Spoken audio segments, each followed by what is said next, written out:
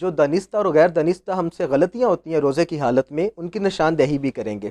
اور دکھیاری امت کے لیے روحانی علاج کا سلسلہ بھی جاری ہے۔ میں حضرت کی بارگاہ میں ہی جاؤں گا، جو ہم ایک غلط العام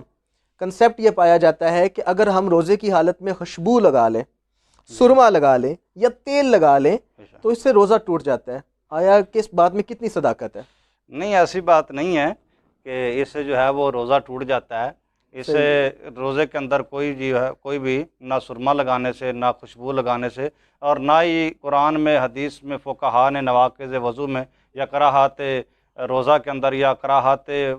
روزہ کے اندر انہوں نے بیان کیا ہو، تو کسی طرح کا بھی اس میں کوئی کراہت نہیں ہے۔ ہاں جو ہے اس میں کاجل یا وہ سرما جو ہے وہ جس سے جو ہے نا آنکھ کے اندر جو ہے وہ لیکوڈ ٹائپ چیز کے اندر وہ